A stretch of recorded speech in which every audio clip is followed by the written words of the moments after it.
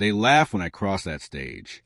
My parents sat in the front row, my sister beside them, smiling for the cameras, but not for me, for her, the golden child, the one who made them proud.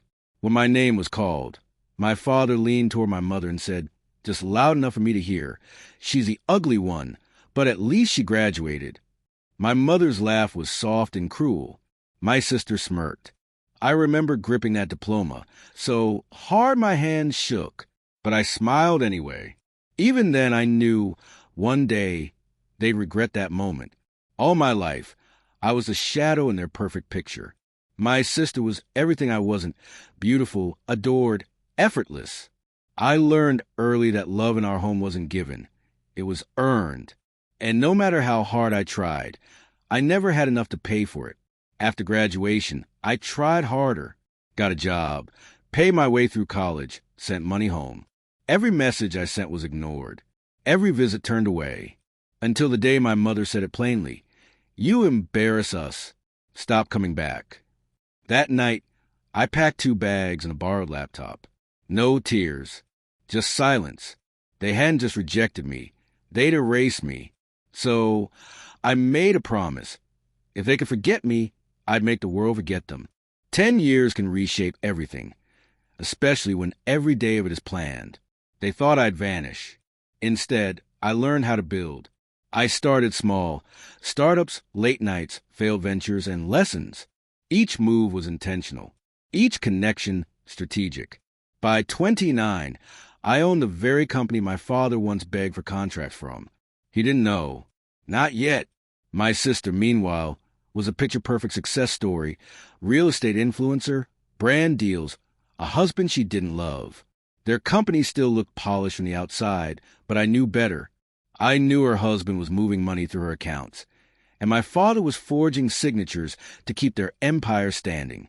Information, I learned, is the purest form of power, and I had more than enough. 2 years ago, I began my plan. Quietly, I left anonymous reports, flagged inconsistencies, built a trail piece by piece. Then I stepped into their world again, under a new name, through an agency, as a consultant hired to save their business. They didn't recognize me, not the woman I'd become. For months, I worked from inside, adjusting reports, tightening accounts, laying traps disguised as corrections. Every fake invoice, every shady deal, I made sure there was a trail leading back to them. And then I waited. Revenge isn't about speed.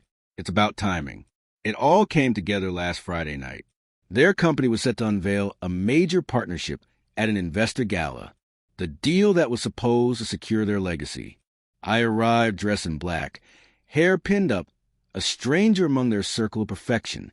They stood on stage, smiling beneath the lights, their confidence rehearsed.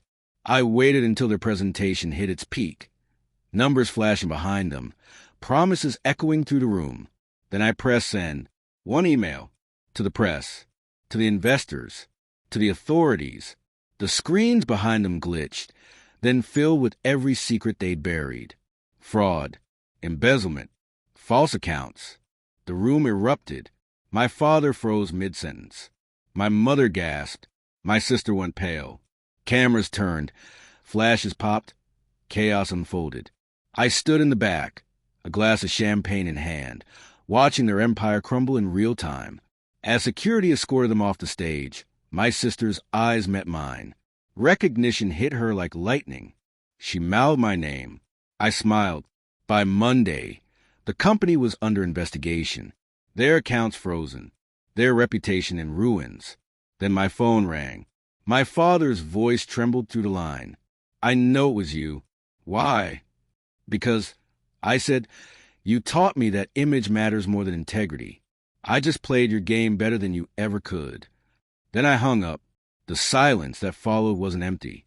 It was peace, the kind that comes when the noise inside you finally quiets.